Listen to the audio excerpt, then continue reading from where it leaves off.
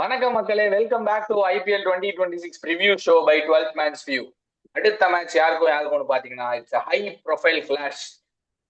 5-time champions Mumbai Indians versus the defending champions, so called attacking champions Royal Challengers Bangalore. So இந்த match எப்படி இருக்க போகுது? Initial தாட்ஸ்ல இருந்து start பண்ணுவோம். ஃபர்ஸ்ட் லக்ஷன் சொல்றான். ஆண்கடை பிச்சில் நடக்க போகுதை கடார் முடார் தான் இருக்க போகுதுன்னு நினைக்கிறேன். மேட்ச் ரெண்டு டீம்டையும் பேட்டிங் பயங்கரமா இருக்குது. ஆனா பொழக போறாங்க அடி வின் பண்ண போகுதுன்னு நான் கடைசியா சொல்றேன். Okay done. Like Saravana start பண்றா. Initial thoughts.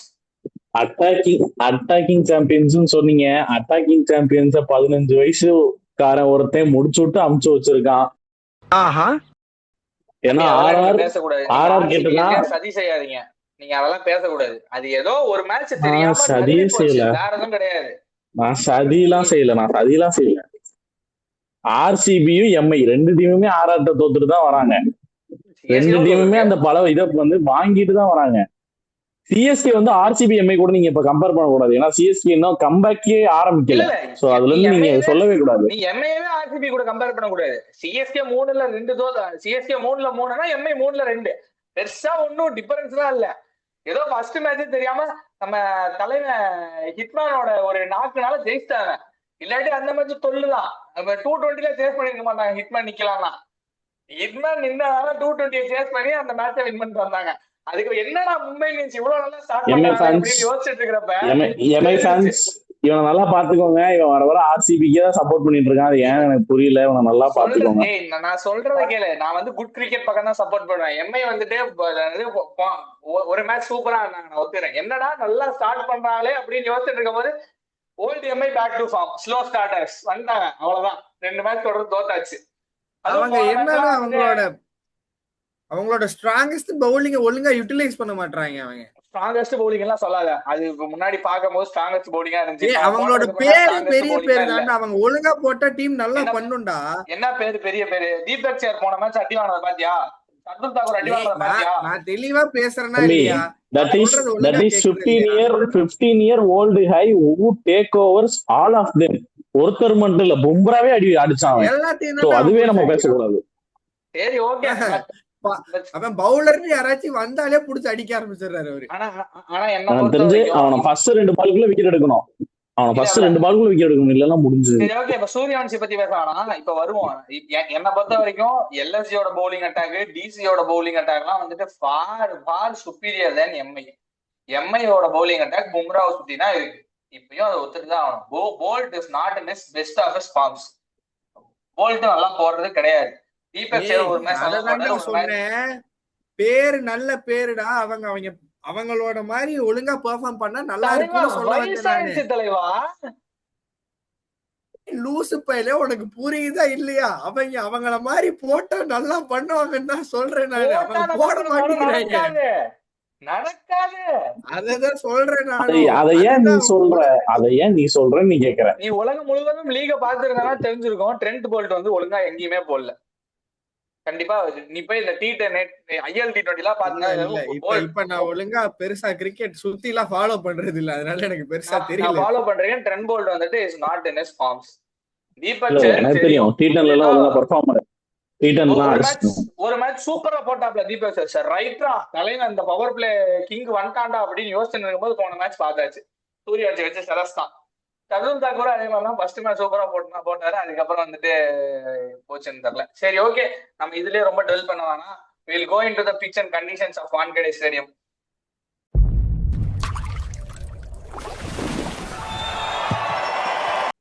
சரவணா ஸ்டார்ட் பண்றோம். வான்கடே ஸ்டேடியம் பத்தி நான் சொல்லிதான் உங்களுக்கு எல்லாம் தெரியணுங்கிற அவசியமே கிடையாது. ஹை ஸ்கோரிங் பிச்சு என்ன நேச்சர்ல இருந்தா தடாலடி பிச்சு, எதுவுமே சொல்ல தேவையில்ல. 2 டீமுமே நல்ல பேட்டிங் வச்சிருக்காங்க. டாப் 5 2 டீமுக்குமே சூப்பரா செட் ஆயிருக்கு. ஸோ எந்த பிரச்சனையும் இல்ல. 2 டீமுமே ஹை ஸ்கோர் தான் போறாங்க. நைட் கேமுங்கிறதுனால எப்பயும் போல மும்பைல டாஸ் ஒரு பெரிய factor. The team which win the toss bowl first. இப்ப என்ன ஸ்கோர் வைக்கிறாங்களோ அதை சேஸ் பண்ண போறாங்க, அவ்வளவுதான். பவுலிங் டைனமிக்ஸ்ன்னு பாத்தீங்கன்னா ஸ்விங் லேசா இருக்கும் நியூ பால் எடுக்கிறப்ப, மத்தபடி எல்லாம் போர் லேசா போட்ட இல்ல, மாதிரி தான் வரும் வான்கடையில நேரா. எப்பவுமே ஹெவி ஸ்விங் இருக்கும். இனிஷியலா ஒரு 2 or 3 ஓவர்ஸ்க்கு பயங்கரமா ஸ்விங் ஆகும் வான்கடையில. அண்டர் லைட்ஸ் மத்தபடி அதுவும் சூப்பரா ஸ்விங் ஆகும். ஸ்பின்னர்ஸ்லாம் வாய்ப்பே இல்ல. மத்தபடி மத்தபடி வந்து கோடை போட்ட மாதிரி தான் பால் வரப்போகுது. பேட்டர்ஸ் எல்லாம் பாலை பார்த்து அடிக்க போறாங்க எப்பயும் போல. இதுவும் ஒரு பேட்டர் பாரடைஸ் விக்கெட் தான். இதை பத்தி பெருசா ஓகே சொல்றதுக்கு ஒண்ணும் இல்லை. இதான் வான்கடை ஒரு pitch. Okay Lakshan, one thoughts ஏதாச்சும் சேஞ்சஸ் இருக்கா இல்ல அவன் தாட்ஸோட ஒத்து போறியா? ஒத்துதான் போறேன். ஆனா என்ன, டாஸ் தான் இதுல ஒரு நல்ல ஃபேக்டர். பவுலிங் ஃபர்ஸ்ட் எடுத்தா கொஞ்சம் நல்லா இருக்கும். ஓகே, என்ன பொறுத்த வரைக்கும் என்னன்னா, இது செம விக்கெட்டு. அதே மாதிரிதான் பவர் பிளே வந்துட்டு, பவர் பிளேல பயங்கரமா ஸ்விங் ஆகும். எனக்கு மத்த ஸ்டேடியம்ல எல்லாம் வந்துட்டு இந்த பவர் பிளேலயே பெசர்க்கா போவாங்கல்ல, அந்த மாதிரி போகாம they can play good cricketing shots இந்த பவர் பிளே. ஏன்னா ஸ்விங் பயங்கரமா ஸ்விங் இருக்கும். ஃபர்ஸ்ட் கிரிக்கெட்டிங் ஷாட்ஸ் ஆடி கிரவுண்ட்ல பாலை தள்ளோம்னா ஸ்விங் கரெக்டா இருக்கும், பால் ஹோல்ட் ஆகி. அதுக்கப்புறம் they can take on the bowlers. எப்ப வேணாலும் டேக் ஆன் பண்ணலாம் வான்கடையில. ஸோ அதேதான் வந்து நான் கொஞ்சம் இனிஷியலா ஒரு 4 ஓவர்ஸ் வரைக்கும் விக்கெட் விடாம ஆடணும் ரெண்டு டீமுமே சொல்றேன். ஏன்னா போன மேட்ச் எம்ஐ ஒரு கொலாப்ஸ், பேட்டிங் கொலாப்ஸ் அப்படிதான் சொல்லணும். பயங்கரமான கொலாப்ஸ். ஆர்சிபியுமே கொலாப்ஸ் தான். ரஜத் பட்டிதர் அடிச்ச இன்னிங்ஸும் ரொமாரியோ செப்பர் அடிச்ச இன்னிங்ஸ்னாலதான் வந்துட்டு மாறிச்சு. அப்படி இல்லாட்டி பேட்டிங்குமே கொலாப்ஸ் தான் ஆர்சிபிக்குமே. ஸோ அதே மாதிரி வெங்கடேஷ் ஐயர் நல்லா பண்ணாரு போன match. But he will not fit into the 11 of RCB. So இந்த பிட்ச்ல வந்து எனக்கு தெரிஞ்சு winning score will be 220, something between 200 to 220 அப்படின்னு தான் எனக்கு தோணுது. ஏன்னா போன மேட்ச் 220 அடிச்சு நம்ம தலைவன் ஹிட்மேன் வந்து சேஸ் பண்ணாப்ல. ஸோ பார்ப்போம் இந்த மேட்ச் என்ன நடக்குது. சரி, அப்படியே நெக்ஸ்ட் செக்மெண்ட்டுக்கு போவோம். Playing 11 changes.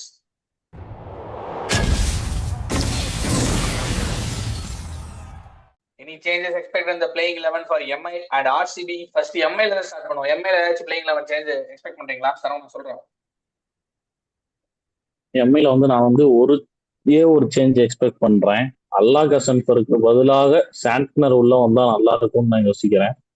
ஓகே, என்னதான் ஒரு நல்லா பண்ணியிருந்தாலும் இருந்தாலும் சாண்ட்னரோட ஸ்டாண்டர்ட்ஸை மேட்ச் பண்ண முடியாது எனக்கு தெரிஞ்சு. இல்ல போன மேட்ச் ரெயின் கர்டெயில்டு கேம். அதுவும் இல்லாம எஸ்எஸ்சி ஜெய்ஸ்வாலும் வைபவ் சூரியவன்சியும் ரெண்டு ஓபனர்ஸ் முக்கால்வாசி லெஃப்ட் ஹேண்டர்ஸ் இருந்தனால அவங்க they went with the mystery spinner instead of left arm orthodox. So அப்படியே எனக்கு தோணுது. So this match surely Sander will come in. Lakshan, உனக்கு எம்ஐல சேஞ்சஸ்? அதேதான் எந்த மாற்றமும் இல்ல. கசன்பருக்கு பதிலா ஸ்டாண்டர், வேற எந்த சேஞ்சும் எக்ஸ்பெக்ட். ஓகே, ஏன்னா ஐ லவ் 2 சேஞ்சஸ். ஒன்னு என்னன்னா Allah same thing, Mitchell Santner comes in for Allah Ghazanfar. இன்னொரு changes we have to understand Deepak Chahar and Shardul Thakur are not in their best. Shardul Thakur and Deepak Chahar both cannot play in the same team. Only one should play. So போன match ரெண்டு பேர்த்தையும் ஆடினாங்க. They both cannot play in the same team. They both cannot fit into a same 11. அதான் எனக்கு தோணுது. Both are very very similar kind of bowlers. என்னன்னா தீபக் சஹர் power பிளேல போடுவாரு, ஷார்துல் தாக்கூர் மிடில் ஓவர்ஸ்ல போடுவாரு, அவ்வளவுதான். Both will go for runs.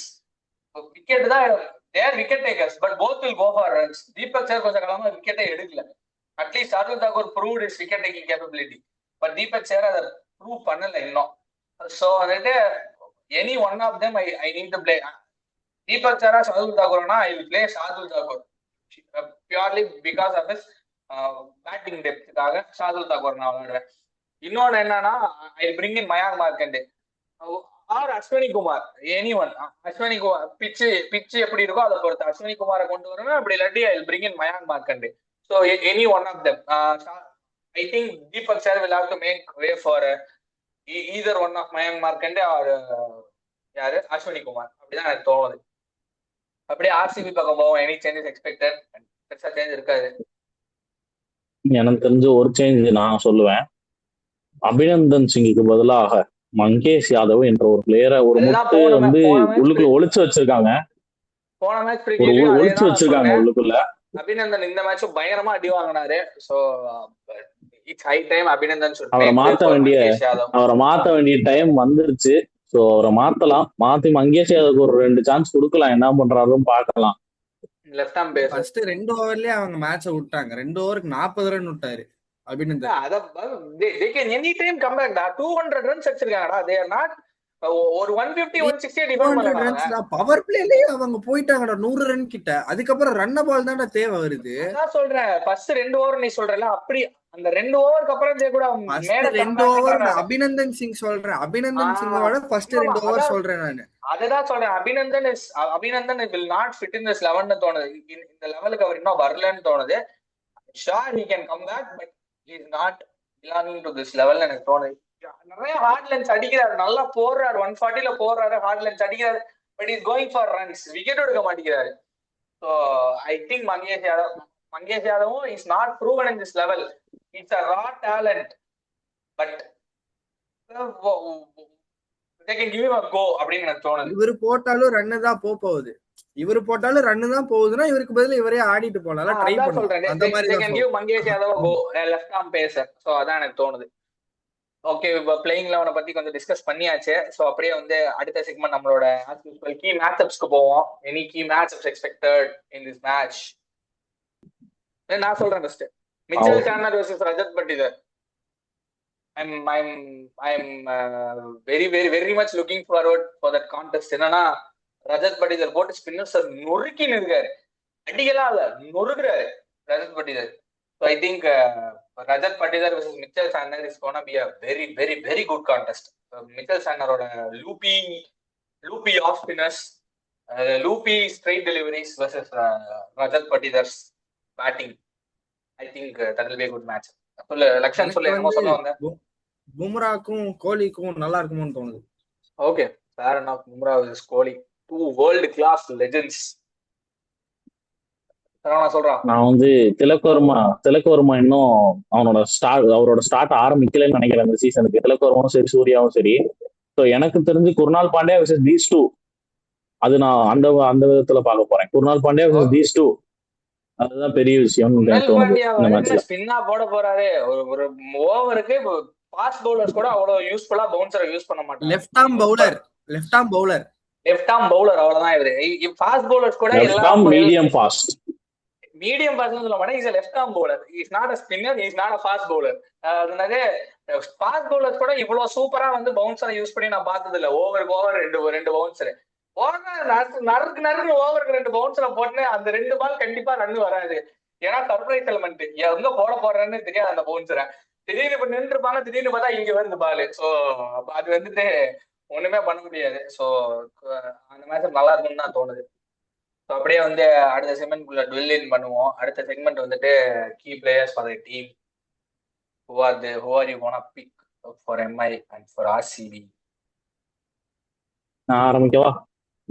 Start பண்ணு. Key பிளேயர்ல MI பக்கம் நான் ஃபிட்மேன் பக்கம் போறேன்.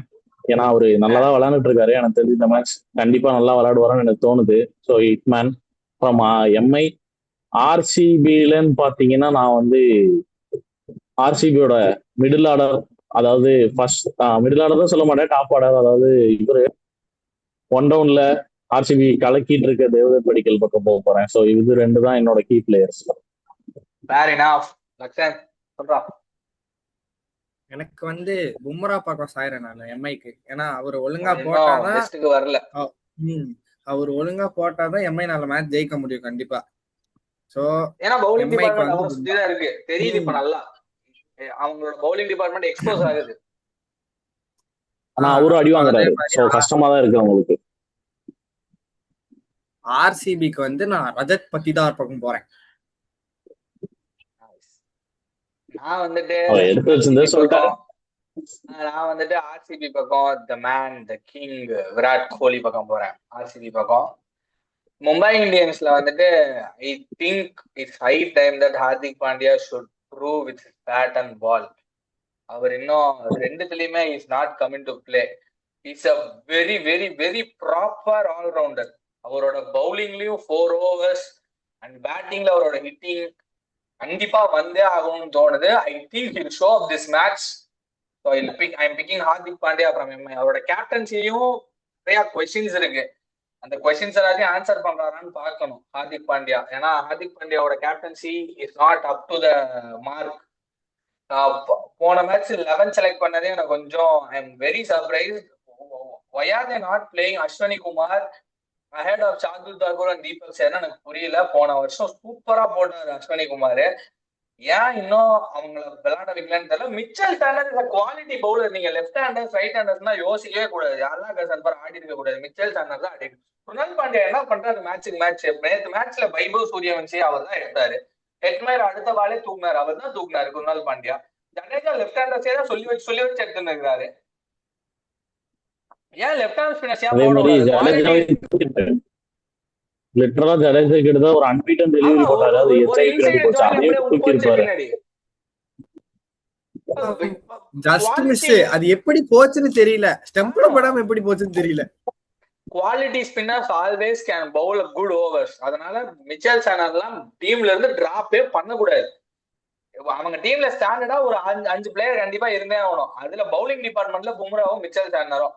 அதே மாதிரி Hardik Pandya captain of course he'll not be drop.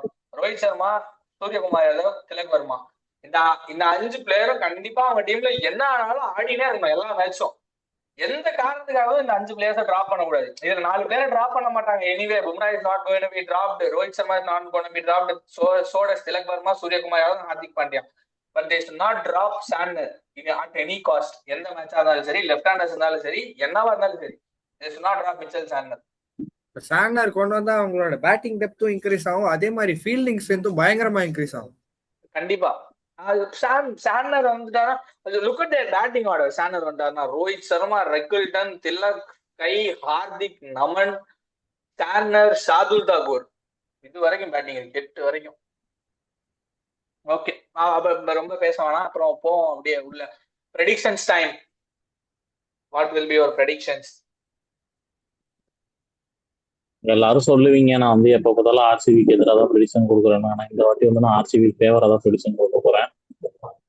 RCB 55, MI 45. Okay, fair enough. லக்ஷன்? RCB 60, MI 40. எல்லா மேட்சுக்கும் க்ளோஸ் கால் கொடுத்துன்னு இருக்கேன், but I don't think this match is gonna be anyway க்ளோஸ்னு எனக்கு தோணுது. I am going with RCB 65 and MI 35. MI கிட்ட எந்த ஒரு வன்மமும் கிடையாது எனக்கு. Simply of the fact RCB மேல ஒரு ஆறுதல், ஆர்சிபி மேல ஒரு இது இருக்கு மனோஜுக்கு, ஆர்சிபி மேல ஒரு காதல் இருக்கு. ஒண்ணு காதல்லாம் ஒண்ணும் இல்ல, they are playing good cricket. அதுவும் இல்லாம ஜார்ஜ் ஹேசல்வுட் வந்ததுக்கு அப்புறம் அவங்களோட பவுலிங் அட்டாக் இன்னும் ரவுண்டடா இருக்கு. நீ யோசிச்சு பாரு, George Hazlewood, Bhuvneshwar Kumar, any one of Mangesh Yadav, Abhinandan Singh, Krunal Pandya and Suyash Sharma. யோசிச்சு பாரு, நல்ல பவுலிங் அட்டாக் வச்சிருக்காங்க. பேட்டிங்ல ஒரு மேட்ச் கொலாப்ஸ், அது ஒண்ணுமே பண்ண முடியல. போன மேட்ச் கொஞ்சம் ரவி பிஷ்னாவோட extraordinary bowling, Jofra Archer, Nandre Burger, ஒண்ணும் பண்ண முடியல. ஸோ அதனால அவங்களோட பேட்டிங்கும் அவங்களோட பினிஷர்ஸ் மாதிரி எந்த பினிஷர்ஸும் கிடையாது. இப்பயும் நான் சொல்றேன், அவங்க பினிஷர்ஸ் மட்டும் நீ கரெக்டா டோனை செட் பண்ணி கொடுத்துட்டேன்னா they can be very very very dangerous. Nitish சர்மாவும் சரி, டிம் டேவிடும் சரி, ரொமாரியோ ஷெப்பர்டும் சரி. ரொமாரியோ ஷெப்பர்ட் ஒரு 6 அடிச்சாரு பாரு, அப்படி ஸ்பின்னர் அப்படி ஸ்ட்ரைட்ல ஒரு காலை போட்டு அப்படின்னு இருப்பாரு. செம்மையா இருக்கு இந்த ஷாட் எல்லாம் பாக்குறதுக்கு. ரொமாரியோ ஷெப்பர்ட்ல காலை போட்டாடி நான் அப்பதான் பாக்குறேன். உள்ள வரும்போது கூகுளின்னு பேசிட்டு இருந்தாங்க கமெண்டேட்டர்ஸ்லாம், எனக்கா கூகுளி போடுறடி, எங்க போடுற அப்படின்னு சொல்லி அடிச்சு விட்டாரு அவரு. இல்ல, அவர் நல்ல பேட்ஸ்மேன்ரா. இந்த T20 வேர்ல்டு கப்ல பார்த்தோம், வெஸ்ட் இண்டீஸ் 60-70 இருந்து என்னவோ ரொமாரியோ ஷெப்பர்டும் ஜேசன் ஹோல்டரும் அப்படியே கையில தூக்கிட்டு போவாங்க. 180 கிட்ட கொண்டு போய் சேர்த்து அந்த ஸ்கோரை டிஃபெண்டும் பண்ணுவாங்க. பவுலிங்ல வேற ஒரு ஹாட்ரிக். நேத்து எனக்கு போன மேட்ச்ல ரொமாரியோ ஷெப்பர்ட் அவர் கரெக்டா யூஸ் பண்ணலையோ எனக்கு தோணுது. Rajat Patidar he should have been bowling the middle overs. ரொம்ப ஐ மீன் அவர் வந்து ஸ்கோர் கம்மியா இருக்குன்னு சொல்லிட்டு எல்லாத்தையும் முன்னாடியே தள்ளிட்டாரோன்னு தோணுது எனக்கு. ஜார்ஜ் ஹேசல்வுட் ஓவரை கம்ப்ளீட் பண்ணாரு 14லயே. புவனேஸ்வர் குமார், சோடஸ் புவனேஸ்வர் குமார், அபிநந்தன் சிங்க்கு நல்லா போடலன்னு தெரியுது. ஏன் கொடுத்துட்டே இருக்கணும்? புரியவே இல்லை எனக்கு. ரொமாரியோ ஷெப்பர்ட் போட்டிருக்கணும்னு எனக்கு தோணுது. But they did have only 5 bowlers including Romario shepherd yesterday. So இன்னொன்னு என்ன எனக்கு தோணுதுன்னா, அவங்க 11ல சுயாஷ் சர்மாவை ஆடிட்டு அபிநந்தன் சிங்கை வந்துட்டு இம்பாக்ட்ல வச்சுக்கணும். ஏன்னா நேத்து அடி வாங்கியிருக்க மாட்டாங்க. அப்படி இருந்திருந்தா, நேத்து அப்படி இருந்தனால அவங்களோட பேட்டிங் போனனால they will have to drop Suyash Sharma and bring in Venky Iyer. Suppose Abhinandan Suyash Sharma 11லயே இருந்திருந்தாருன்னா அபிநந்தன் ஆடி இருக்க மாட்டாரு, சுயா சர்மா ஆடி இருப்பாரு. சுயா சர்மாவே அபிநந்தனே இவங்க கம்பேரே பண்ண முடியாது பவுலிங்ல. ஸோ அந்த சேஞ்ச் அவங்க பண்ணணும்னு நினைக்கிறேன். நான் பிளேயிங் 11ல சுயா சர்மா வச்சிருக்கணும், நாட் அஸ் இம்பாக்ட் சப் தோணுது எனக்கு. சரி, okay, it's time to wrap show up. Any thoughts? முடிச்சுக்கலாமா? முடிச்சிடலாம். இல்ல ஓகே ஃப்ரெண்ட்ஸ், பார்த்துட்டு இருக்க நீங்க, உங்களுக்கு ஏதாச்சும் தாட்ஸ் இருந்தா கமெண்ட் செக்ஷன்ல விடுங்க. வீடியோ பிடிச்சிருந்தா லைக் பண்ணுங்க, கிரிக்கெட்டை பிடிச்ச உங்க ஃப்ரெண்டுக்கு ஷேர் பண்ணுங்க, சப்ஸ்கிரைப் பண்ணிட்டு பெல் பட்டனை கிளிக் பண்ண மறந்துடாதீங்க. அப்பதான் நாங்க போடுற வீடியோஸ் உடனுக்குடன் உங்களுக்கு வந்து கிடைக்கும். அடுத்த ஒரு ரிவ்யூ ஆர் ப்ரிவ்யூ வீடியோல உங்களை வந்து சந்திக்கிறோம். Until then, keep cheering and support cricket. Bye bye.